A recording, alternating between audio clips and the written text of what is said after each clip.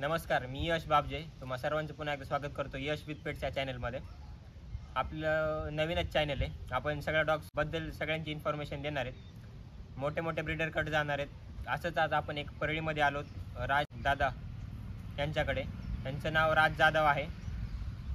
त्यांना ह्या फील्डमध्ये पेट किंग या नावाने ओळखतात. मोस्टली हे डॉबरमॅनमध्ये ब्रीड करतात.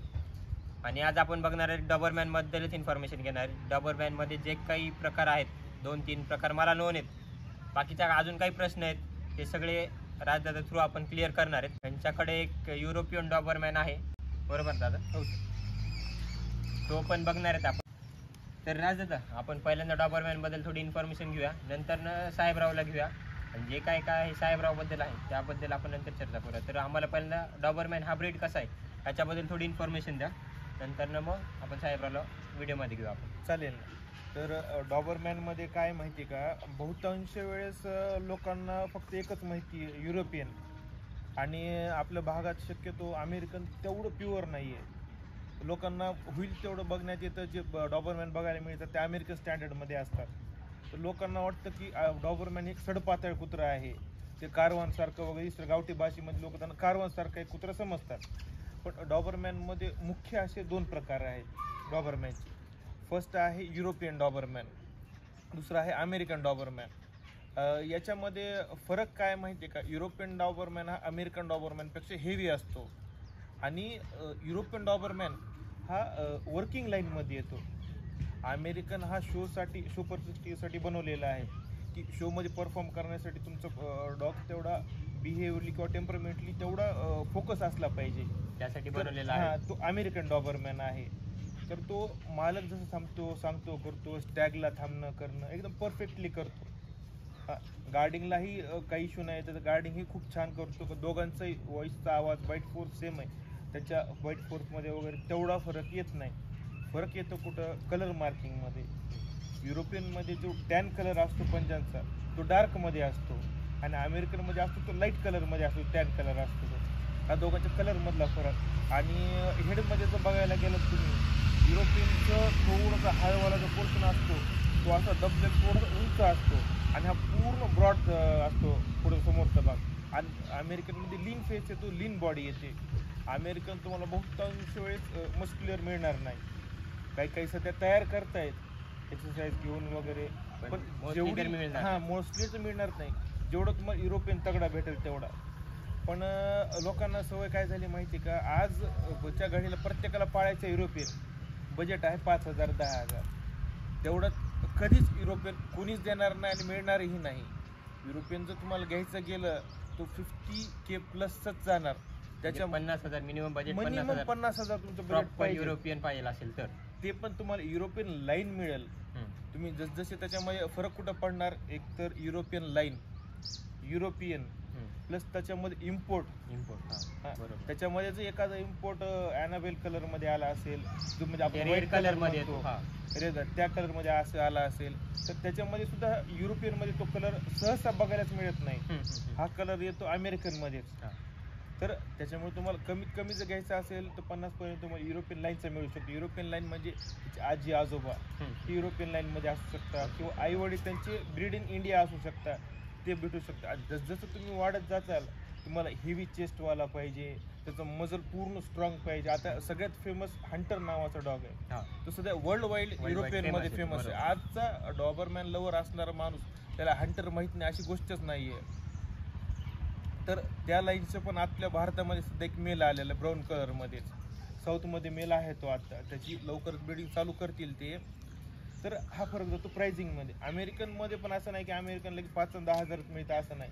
जे लोकल असतात, तुम्ही पेट क्वालिटीवाले, त्याच्या याच्यामध्ये पहिले काय होतं, ब्रीडिंग काय असं माहिती आहे का, ब्रीडिंग म्हणजे काय, किंवा ब्रीड ती प्रिझर्व करणं, किंवा हे मदर फादर जेव्हा त्यांचं हळूहळू त्यांचं जे ब्लड असतं किंवा त्यांचं जे ब्रीडिंगचं जे लाईन आहेत त्या स्टोअर करण्यासाठी फक्त पहिले ब्रीडिंग करत जायची. आज ब्रीडिंग ही बिझनेस झालेला आहे. बरोबर. आज प्रत्येकाला वाटते माझे इथे पिल्लं होऊन ते पिल्ले चांगले रेटने विकावे, आणि जेव्हा घ्यायला जायचं तर प्रत्येक जण पाडूनच मागणार आहे. बरोबर. ही आजची ब्रीडिंग इंडस्ट्रीमधली मानसिकता आहे.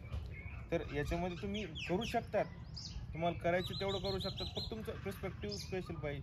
तुम्हाला शोसाठी पाहिजे तुम्ही अमेरिकनकडे जा. जर तुम्हाला युरोपियन पाहिजे प्युअर घरासाठी तर युरोपियन कडे जा. तुम्हाला शो करायचा नाहीये पण तुम्हाला मस्क्युलर डॉग पाहिजे तर ह्याच्या मधला एक पर्याय आलेला आहे आता, Latin American dog. Latin American dog म्हणजे काय माहिती का, याच्यामध्ये एक तर फादर युरोपियन असतो आणि मदर अमेरिकन असते, किंवा मदर युरोपियन असते, पण शक्यतो असं होत नाही, युरोपियनला युरोपियनच लावतात. लॅटिन कधी निघतं की फादर युरोपियन आहे आणि मदर अमेरिकन आहे. त्यांचं जे प्रोडक्शन निघतं हेडमध्ये तो एक 60-70%, काही वेळेस 90% सुद्धा युरोपियन येतात. ब्लड लाईन स्ट्रॉंग असेल, मेलला जास्त मीटिंग नसतील तर तेवढं स्ट्रॉंग येतात. पण शक्यतो तुम्हाला एक 70-80% तो डॉग दिसायला युरोपियनच दिसतो. पण एक छोटासा मिनिमम फरक असतो. युरोपियन हा स्लोपमध्ये उतरता असतो आपल्या, हा, आणि अमेरिका स्क्वेअर असतो. म्हणजे युरोपियनला अँग्युलेशन असतं, अमेरिकनला अँग्युलेशन स्क्वेअर असतं. त्याचं अँग्युलेशन तो उतरत्या अँग्युलेशन मध्ये नसतो.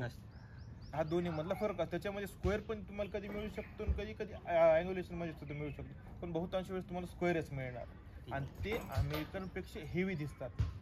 युरोपियन डॉबरमॅन आणि लॅटिन सुद्धा. लॅटिन जवळजवळ लहान पिल्ले जे असते तुम्हाला सेम युरोपियन सारखे वाटतात, पण जेव्हा ते मोठे होतात तेव्हा तुम्हाला त्याच्यातली सत्य काही जण सध्या एक डुप्लिकेट धंदा पण करायला लागले. तर लॅटिन अमेरिकन पिल्ले काढतात आणि युरोपियन म्हणून विकतात. तुमच्या आमच्यासारखे जे धंद्यामध्ये आहेत किंवा ब्रिडिंग इंडस्ट्रीमध्ये आहेत किंवा डॉग लवर्स आहेत त्यांना कळतं, पण जे नवीन माणसं आहेत त्यांना कळत नाही. ते काय करतात, एखाद्या समजा ₹1,00,000 किंमत एखादी सांगितली आहे तर ते म्हणा ते 40,000 देतोय, तो 30,000 देतोय. हा जो रेटचा डिफरन्स आहे यामुळे आहे. याचा पुढे चलून युरोपियनच बनणार आहे आणि याचा किती आता हिवे असला तर पुढे जाऊन तो लॅटिन अमेरिकनच बनणार आहे. हा 3 स्टँडर्ड मधला फरक झाला. ठीक आहे दादा, हे झाली इन्फॉर्मेशन युरोपियन अमेरिकन डॉबरमॅन बद्दल. आपल्याला आपला जो डॉग आहे आता तुमच्याकडे साहेबराव आहे तो कसा आहे, म्हणजे युरोपियन आहे, लॅटिन आहे का अमेरिकन आहे? दाखवतो तुम्हाला. ठीक आहे, तो बघूया आणि त्याच्याबद्दल पण इन्फॉर्मेशन परत. तर दादा हा आहे आपला साहेबराव, त्याच्याबद्दल आपल्याला सगळी इन्फॉर्मेशन द्या. आणि युरोपियन डॉग आहे हा, तर यात काय काय म्हणजे तुम्ही जे मगाची इन्फॉर्मेशन सांगत होता ते जे काय आहे ते या डॉग मध्ये आम्हाला दाखवा, म्हणजे आम्हाला युरोपियन डॉग कसा असतो आणि काय असतो हे समजेल. सगळ्यात पहिले तर तुम्ही याची चेस्ट बघू शकता. सगळ्यात पहिले तुम्ही बघू शकता की युरोपियन डॉबरमॅनची चेस्ट किती आहे याची. युरोपियन डॉबरमॅनची फुल चेस्ट बाहेर आलेली असते. दुसरा म्हणजे याचा हा जो पायाचा कलर आहे हा टॅन कलर डार्क असतो. हा चॉकलेट अँड टॅन आहे, ब्राऊन अँड टॅन पण म्हणतात, त्याला रस्ट अँड टॅन पण म्हणतात. तर हा कलर बघू शकतात, हा कलर किती डार्कमध्ये आहे आणि हा डार्कमध्ये आहे. आणि विशेष याचं हेड, जे युरोपियन डॉबरमॅन असतात हे हेड जे असतात लंबुकळे असतात त्यांचे पूर्ण. आता याचं हेड बघू शकता इथून असं आणि इथं मस्तकी पूर्ण दबलेला आहे. दबलेला असल्यामुळे हे खुंखार दिसतं. हा कान अटेन्शन मध्ये करतो की समोरच्या लक्षात येतं हा कोणत्या तरी गोष्टीवर याचं लक्ष गेलेलं आहे. कानं जे क्रॉप करतात यांचे हे जवळजवळ 45 ते 80 दिवसांच्या मध्ये करतात. करावी न करावी हा प्रत्येकाचा पर्सनल इश्यू आहे. तसं बहुतांश असे काही देश आहेत की त्यांच्यामध्ये क्रॉपिंग बॅन केलेली आहे आणि काही असे देश सुद्धा आहेत जिथे तुम्ही क्रॉप केलं नाही तर शो मध्ये एंट्री देत नाहीत, असेही सुद्धा देश आहेत बरं का. पण याच्या मागे यांची हिस्ट्री सुद्धा आहे. डॉबरमॅन बनवलंच का गेला होता माहिती आहे का, की पहिला एक खजिनादार होता का, त्याचं आडनाव त्याचंच आडनाव डॉबरमॅन होतं, कास डॉबरमॅन काही तर त्याचं आडनाव होतं. तर त्यांनी काय केलेलं होतं की तो खजिना असा तो दरीनं किंवा असे पहाडाने तो एक ठिकाण दुसऱ्या ठिकाणी घेऊन जात होता. त्या टाइमीला काय करायची, चोर त्याच्यावर हल्ला करायचे. बरोबर. तर मग चोर घ्यायचे आणि ते दरी खोऱ्यामध्ये पसार होऊन जायचे. तर मग जे डॉबरमॅन होते किंवा त्याच्याजवळ जे कुत्रे होते तर त्यांचं शेपूट खूप लांब होतं आणि कानं जे होते ते असे खूप खालीपर्यंत होते. तर तो काय करायचा, चोर काय करायचे, कानं धरायचे, शेपूट धरायचे आणि कुत्रे डायरेक्ट दरीमध्ये फेकून द्यायचे आणि त्याचे लुटायचे. तर मग हे वारंवार होऊ लागलं. त्याच्यामुळे त्यांनी काय केलं, कुत्र्याचं शेपूट कमी केलं, म्हणजे कट करून टाकलं आणि कानाची क्रॉपिंग केली. त्याच्यामुळं हे पण हातात येईना गेले असे आणि शेपूट ये नाही. त्याच्यामुळं हा कुत्रा गार्डिंगसाठी इतका नंबर 1 झाला की मग याची नंतर त्याचं ट्रेंडच झालं. त्याच्यानंतर समजा काही चोरी वगैरेसाठी याचा काही वापर तेवढा झाला नाही चोरांपासून, पण ह्याच्या लुकमध्ये खूप फरक पडत गेला. नंतर जेव्हा शोमध्ये याचा वापर होत गेला तसं मग याच्यामध्ये हॉर्स क्रॉप आलं, लीफ क्रॉप आलं, क्रॉपिंगच्या भरपूर याच्यामध्ये मेथड्स आल्या. ते आपण जी बघताय ती स्टँडर्ड क्रॉपिंग आहे. आणि क्रॉपिंगच्या नंतर जो तुम्हाला सगळ्यात मोठा इम्पॅक्ट आहे की तुम्हाला टेपिंग जमली पाहिजे. तुम्ही जास्त जावळून कानाला टेपिंग केली तर कानामध्ये मॅगेट्स होऊ शकतात किंवा कान पिकू शकतात, त्याच्यामध्ये पस वगैरे होऊ शकतो. आणि तुम्ही एकदमच जर हलकी केली, कानामध्ये जो हा ताठरपणा दिसतोय तुम्हाला, हा ताठरपणा राहणार नाही. हा क्रॉपिंगचा विषय झाला. बरं, आता आपल्या इथं म्हणतात भारतामध्ये क्रॉपिंग तर बॅन आहे, हा पण शो मध्ये तर मी असं ऐकलंय की क्रॉपिंग असल्याशिवाय डॉग शो मध्ये घेतच नाही. मग आपण शो मध्ये ज्या वेळेला बघतो मोस्टली डॉग तर आपल्याला क्रॉपच दिसतात. हा, तर मग बॅन तर आहे पण क्रॉप केल्याशिवाय तर शो मध्ये तर घेत नाही. मग तो काय सीन आहे नेमका? आता याच्यात काय माहिती का, तो असं का होतं, क्रॉपिंग करताना जर तुम्हाला पकडलं किंवा जेव्हा कुत्र्याच्या कानाला टाके वगैरे आहेत तेव्हा जर तुम्हाला पकडलं किंवा तुमची कोणी तक्रार केली पेटामध्ये तर तुमच्यावर लिगली केस होऊ शकते. पण जर तुम्ही कुठूनही क्रॉपिंग बाहेरून करून आणली किंवा आता बाहेर देशातून क्रॉप होऊन आलाय तर काहीच करू शकत नाही कोणी त्याला, कारण तो ऑलरेडी बाहेर देशामध्ये लिगल आहे क्रॉप करणं. तसं जर तुमच्या क्रॉप करून झाला आणि तुम्ही शो मध्ये परफॉर्म करताय तर तुम्हाला शो मध्ये अलाउड करावंच लागतं. आणि इंडियामध्ये आपले अनक्रॉप सुद्धा फिमेल शो करतायत. फक्त काय मार कुठे खातात अनक्रॉपवाले फिमेल्स किंवा मेल शो मध्ये, किंवा ज्याचं अटेन्शन लक्षात येतं बरोबर कान स्टँड केल्यामुळे. पण जे अनक्रॉप असतात त्यांचं अटेन्शन दिसत नाही. त्याच्यामुळे क्रॉप हे जे आहे इलिगल आहे, पण तुम्हाला पकडलं गेलं तरच, किंवा तुमच्यावर वैयक्तिक कोणी लक्ष देऊन तुम्हाला जर अडकवण्याचा प्रयत्न केला तरच. नाहीतर तुम्ही क्रॉप करू शकता. काही दिल्ली साईडला काही असे डॉक्टर्स आहेत ती लिगली क्रॉपिंग करून देतात तुमची, किंवा म्हणजे काय याच्यामध्ये काही अनप्रोफेशनल लोक सुद्धा आहेत आणि काही प्रोफेशनल सुद्धा आहेत. तर बहुतांश वेळा अनप्रोफेशनल लोकांच्या हातून चुकीचा क्रॉप होतो आणि ते कान स्टँड होत नाही. त्याच्यामुळे जे लिगल लोक करतात त्यांच्यावर सुद्धा थोडंसं प्रेशर येतं. हा याच्यामधला फरक राहिला. थोडा हेवी आहे त्या ह्याला डाएट काय काय लागतं, किंवा युरोपियन डॉबरमॅन सगळे हेवी म्हणताय तुम्ही, तर यांचं डाएट काय काय असतं? हे व्हेज खातात का फक्त यांना नॉनव्हेजची फिडिंग द्यावी लागते? कारण भरपूर जणांना जमत नाही की बाबा नॉनव्हेज फीडच करावं लागतं किंवा फूडच फीड करावं लागतं. काही असं आहे का? याच्याबद्दल पण आम्हाला सांगा. साहेबरावची मेन महत्वाची फिडिंग काय, इथं एवढा हेवी काय, याची पण आम्हाला सांगा थोडं बद्दल. चालेल. तर नॉनव्हेजमुळेच डॉग हेवी होतो असं नाहीये. तुम्ही व्हेजमध्ये जरी गेलात तर व्हेजमध्ये असे भरपूर पदार्थ आहेत ते तुम्ही देऊ शकता. आता काय माहिती का, आता सध्या उन्हाळा जसं चालू आहे किंवा ऑफ सीझन असू द्या, हिवाळा असू द्या, पावसाळा असू द्या, सगळ्यात जास्त कुत्र्याच्या अंगाला लागतं खाल्लेलं हिवाळ्यामध्ये. बरोबर. हिवाळ्यामध्ये रोगराई कमी असते, वातावरण थंड असतं, कुत्रे खातात आणि आराम करतात. उन्हाळ्यामध्ये काय माहिती का, खात नाही जास्त, पाणी जास्त पितात. लाकून काय रिस्पिरेशन त्यांचं चालूच असतं.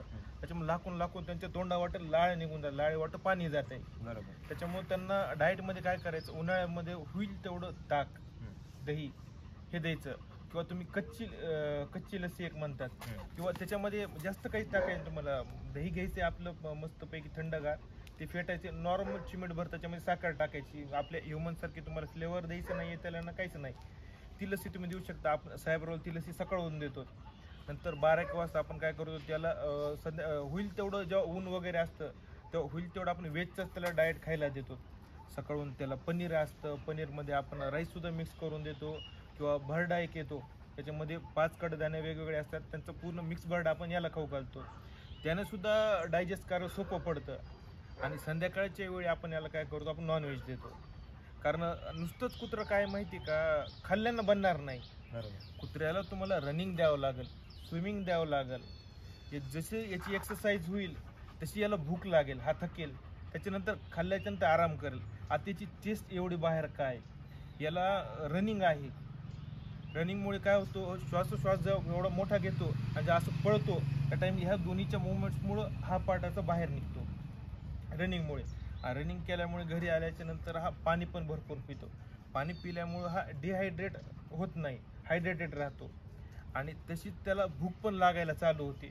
भूक खायला लागल्यानंतर आज पळून आणलं तुम्ही, स्विमिंग करून आणली, स्विमिंगमध्ये त्याच्या नाकापासून शेपटापर्यंत प्रत्येक बॉडीचं त्याची एक्सरसाइज होते, पूर्ण बॉडीची एक्सरसाइज होऊन जाते. स्विमिंग पण दिलीच पाहिजे. स्विमिंग गरजेचे. तुम्ही आठवड्यातून एकदा द्या, सफिशियंट आहे. स्विमिंग द्या. आणि जेवल्याच्या नंतर जेव्हा कुत्रं आराम करते त्या टायमिंगला तुमच्या कुत्र्याला किंवा तुमच्या डॉगला अंगाला लागायला चालू होते. काही लोकांचे कुत्रे ठेवण्याची पद्धत काय माहिती, एकदम गेटवर किंवा गेटच्या समोर किंवा दर्शनी भागामध्ये. अशा वेळेस काय होतं, म्हणजे कुत्रं काही वाजल्या केलं, कुत्रं भुंकतंय, भुंकून भुंकून काय होते, जेवढं खातंय त्याच्यापेक्षा जास्त जिरवतंय. आता यांना काय माहिती आहे, तुम्ही गार्डिंग पर्पज ठेवा, काय हरकत नाही, पण खाल्ल्याच्या नंतर कमीत कमी 3-3 तास तरी याला आराम भेटावा, किंवा ह्याला कोणी दिसू नये, काही नाही. मग खाल्ल्यानंतर आराम करता, खाल्ल्याला अंगाला लागा, परत तुम्ही आणा तुमच्या गेटला बांधून ठेवून द्या, तसं हे करू शकता. आणि डाएटमध्ये तुम्ही नॉनव्हेजच द्यावा असं नाही, तुम्ही डॉग फूड व्हेजमध्ये पण आहे, तुम्ही त्याच्यासोबत कॅल्शियम द्या, मल्टीव्हिटॅमिन द्या. कॅल्शियम मल्टीव्हिटॅमिन जी जर त्याच्या अंगात लागणार नीड जर भरून आली, तर मग ते फूड व्हेज असो किंवा नॉनव्हेज असो त्याच्यावर काही फरक पडत नाही. तुम्ही बीटरूट देऊ शकता, त्याच्यामध्ये सुद्धा HB खूप छान वाढतं, ते ॲड करू शकता. डॉग असा खात नसेल, तुम्ही शिजवा आणि तुमच्या डॉगच्या खाण्यामध्ये त्याला खाऊ घाला. आणि जर खात नसेल तर स्टार्टिंगला तुम्ही सगळ्यात पहिले लिव्हर टॉनिक चालू करा. जेवणाच्या 1 तास अगोदर अडल्ट डॉग असेल, तुम्ही 5 ml लिव्हर टॉनिक जर दिलं तर डॉग आवडीने तुमचं जेवण खाईल, तुम्ही काही खाऊ घाला. आणि मस्ट रनिंग द्या, स्विमिंग द्या आणि आराम द्या, तुमचा डॉग हेल्दी राहील, हॅपी राहील. ठीक. मग आता साहेबरावला सध्याच्या टाइमला काय काय फिडिंग, आता उन्हाळा स्टार्ट होतोय, उन्हाळा जेवण वगैरे कसं करतो, काय करतो? जवळ त्याला अर्धा 1 लिटर ताक द्यावं लागते. दुपारून त्याला पाणी तर काय पाण्यामध्ये कंटिन्यू त्याच्या ग्लुकॉन डी टाकून ठेवलेलं आहे, त्याच्यामुळं त्याची जी नीड आहे, जी एनर्जी आहे ती मेंटेन राहते. बरोबर. आणि त्या सकाळून तो शक्यतो तो राईस आणि एक खात होता आणि त्याच्यामध्ये फूड मिक्स असायचं. याला सध्या 2च टाइम खुराक आहे, याला म्हणजे 4-4 तास वगैरे खाऊ घालतोय असं नाही. सकाळी याला अल्टरनेट द्यावं लागतं, दही दिलं, ताक दिलं, त्याच्यानंतर मग थोडंसं टाईम झाला की ह्याला मग फूड, अंडे आणि राईस हे. त्याच्यानंतर संध्याकाळी याला जवळ मी सुरुवाती 1-1 किलो खाऊ घालून प्रयत्न केला होता, पण 1 किलो जर खाऊ घातलं तर त्याच्यात लागतं अंगाला 100 ग्राम एवढंच. त्याच्यामुळं आता सध्या 250 ग्राम संध्याकाळी चिकन आहे. चिकनसोबत मी अल्टरनेट देतो, कधी याला ज्वारीच्या भाकरी बनवून देतो, कारण भाकरीनं काय होतं, डायजेशन चांगलं होतं, पचायला सोप्या असतात. भाकरीत मीठ टाकायची गरज पडत नाही. पोळी जो आपण जी खाऊ घालतात, ती पोळी खाऊ घातल्याच्यानंतर बहुतांश वेळ बघत असताल की कुत्र्या तुमचे लूज मोशन लागतात. भाकरनं तसं काही होत नाही. आणि भाकर तुम्ही कशासोबतही ॲड करून देऊ शकतात, ती मग दूध असू, दही असू किंवा चिकन असू. त्याला संध्याकाळी भाकर जर द्यायच्या मला, त्याला कमीत कमी 4.5 ते 5 भाकरी लागतात संध्याकाळी. आणि समजा चिकन जर नसेल तर कमीत कमी 6 अंडे तरी खातो एका टायमिंगला, तर ती चिकनची नीड त्याची थोडी कुठंतरी फुलफिल झाल्यासारखी होते. आणि जर चिकन वगैरे काही नसेल तर मी याला जवळजवळ एक 100 ग्राम पनीर मी याला राईसमध्ये किंवा भाकरीमध्ये किंवा डॉग फूडमध्ये मिक्स करून देतो. ज्याचं डाएट जे आहे ते फुल हेवी डाएट आहे, त्यामुळे तो एवढा हेवी आहे. हा, कारण त्याला मेंटेन करावं लागतं. आता युरोपियन आहे, हा चेस्टमध्ये हेवीनेसमध्ये दिसलाच पाहिजे, तर तो मग मेंटेन डॉग झाला. नाही तर माझ्याकडे युरोपियन आहे त्याचे हाडं दिसायला लागले तर मग ती मजा नाही ना. डॉग आहे त्याची म्हणजे आवड आहे, तर तुम्ही त्याला तसं सांभाळलंही पाहिजे. त्याच्यामुळं युरोपियन डॉग मेंटेन करायला थोडासा कॉस्टली असतो, त्याच्यामुळे प्रत्येक जण हा एफोर्ड करू शकत नाही. हाचा फरक. तर हा आता आपल्याला स्टडसाठी अवेलेबल आहे? हा, स्टडसाठी अवेलेबल आहे. आणि स्टडसाठी हा होईल तेवढा मी चांगल्याच फिमेलला बीच जे असतात, जे अप्रूव्ह 42 त्यांनाच मेट करतो. जर नॉन केस हे असतील तरी काय हरकत नाही, पण जर त्या स्टँडर्डमध्ये जर व्यवस्थित असतील तर आपण त्यांच्याशी मीटिंग करतो, त्यांना आपण हा मेल सोडतो. पण नॉर्मल फिमेल जर तर त्यांचं कसं करतं? नॉर्मल फिमेल जर आली, मला समजा फिमेल पटत नसेल पण समोरच्याचं मीटिंग करायची असेल तर आपण एक समोरच्याच्या याच्यानुसार आपण एक नॉमिनल कॅश मीटिंग ठरवून त्याला स्टडसाठी देतो मेल. कारण माझं काय किंवा आवड आहे प्रत्येकाला. बरोबर. कारण एखाद्या याचं चांगलं पिल्लू आलं, त्याचं भाग्य उजळेल, तो घरी ठेवेल, याच्यासारखं तयार होईल, याच्यापेक्षा मोठं नाव तयार करेल. जर नाही कोणालाच म्हणत नाही, कोणाला कॅश मीटिंग आहे ज्याची फिमेल चांगली, ज्याचं मला पिल्लू घरी ठेवायचं असं वाटते ते घेईल, किंवा जर फिमेल चांगली नाही वाटली तर शक्यतो ते कॅशच. मग जर फिमेल जर कुठून लांबून आली तर आपल्याकडे हॉस्टेलिंगची फॅसिलिटी आहे का? आपल्याकडे हॉस्टेलिंगची सुविधा आहे. फिमेल जर आपल्या इथं आली, आपल्याला फिमेल 8 दिवस ठेवायची सुविधा. आपण मीटिंग कंटिन्यू करत नाही, आपण 24 तासाचा गॅप देतो आणि मीटिंग करतो. आपण याची शक्यतो 2 स्टड देतो, पण जर लांबून फिमेल येत असेल तर आपण तिला 1-1 दिवसाच्या नंतर असे 3 मीटिंग करू. आणि 3 मीटिंग झाल्याच्या नंतर 2 दिवस फिमेल इथं आराम करू देऊ आपल्या इथं आणि मग तिला पाठवू. ही सुद्धा सुविधा आहे आपल्या इथं. ठीक आहे.